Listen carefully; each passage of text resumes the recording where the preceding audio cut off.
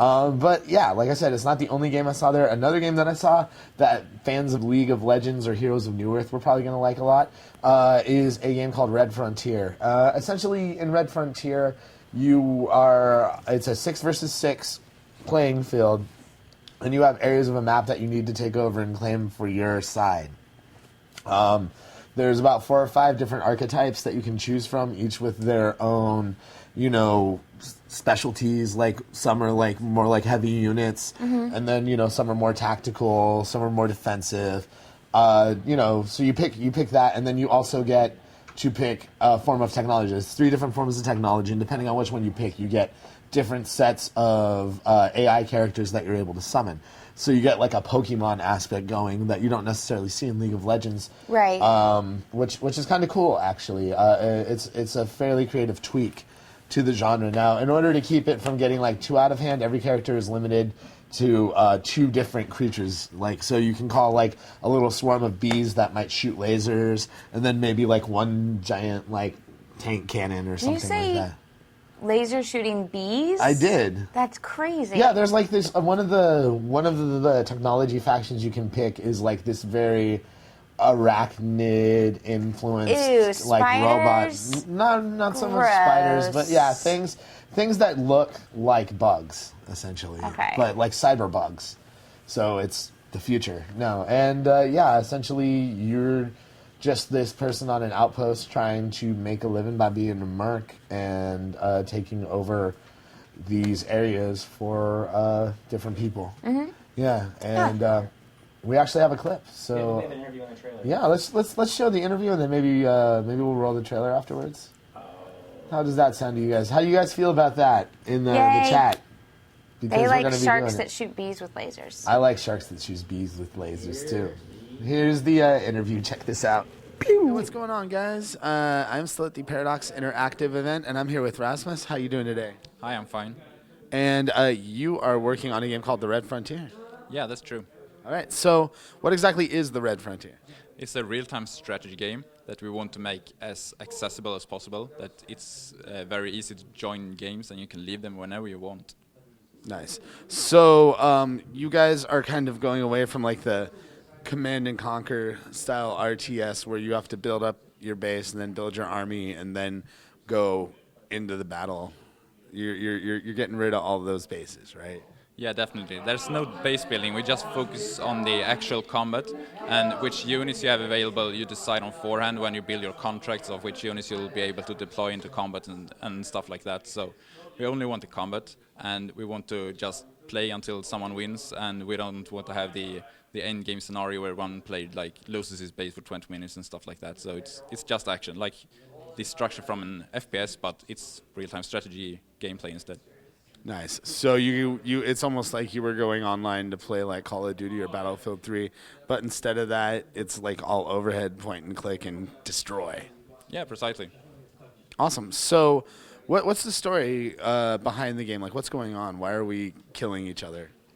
Yeah, we're in the outer rims of our own galaxy, a couple of 100 years into the future, and huge corporations want to harvest a valuable resource that's called Starvoid, and they don't want to do it themselves, like securing the extraction points, so they hire mercenary commanders who can spawn droids into combat and tanks and stuff like that, and they fight each other instead, and the winning side gets to harvest the resources. Nice. So who are these people that you're going to be playing as? Like, what are the different skills and abilities you're going to be able to use in the game? There's going to be different classes of commanders, and they have different roles on the battlefield. There's like an assault commander who's very good at breaking the enemy lines, running face first into a machine gun and just breaking suppression and stuff like that. And then there is ordnance commanders who stay in the background providing fire support, and there's engineer commanders who's more like a support role. And then it's infiltration commanders who has more of an assassin-like role. She can sneak and backstab people, and there's going to be several characters of each role, and they have different approaches to their role. That's awesome. Now, I'm not the greatest RTS player in the world. I just they're really intense games, and I kind of get overwhelmed. And I just don't have the clicking skills that some of these StarCraft 2 pro guys have. Now, even if I'm not really good at a game like this, what are you guys doing to keep everything balanced and get people that are both new to the RTS scene and are old pros, like on a level playing field? Yeah, we want to like remove as much pressure from the players as possible. There's going to be large teams. It's going to be 6 versus 6, and each individual player's weight on the result of the game isn't that important. And hopefully a better player can weigh up for your loss if you're not feeling that good at the game. So we don't want that each player feels responsible for the outcome of the match. And if you ever feel like you're like playing bad, then you just leave the server and find a new server, because no one will blame you, because the game is designed so that you can enter a new game or leave whenever you want. So you can just get fed up and rage quit and nobody's going to care? Yeah, precisely. So you just completely destroyed rage quit. How are people going to like rage quit and crash games now? You can still rage quit if you want to make like a statement, but you're not going to ruin the game for the other players. Well, that's really, really cool, because there are a lot of sore losers out there. Let's just face it, the internet's full of trolls. Yeah, it is. Yeah, well, no, your game seems really cool. It's almost like you're taking like Heroes of New Earth or like League of Legends and then adding like assistant units to your hero in a lot of ways. Yeah, it ended up like not being very unlike the MOBAs, but the basic idea was to have a real-time strategy game that was as accessible as a first-person shooter. But it ended up quite close to it, but it's not the same at all, because there you really have to stay until the end. This game is over and stuff like that, and we've completely removed those elements of the game. All right, so you've gotten rid of the rage quitting. There's no tedious grinding.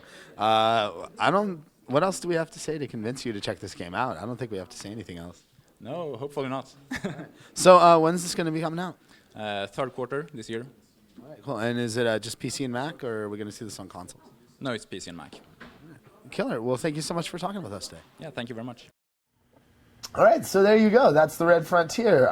Interesting little take on a lot of those like League of Legends games, and those are super popular right now. They are. They really are popular. Yeah, so really, I would not be surprised if Red Frontier does really, really well for itself. I'm pretty sure it will. Yeah.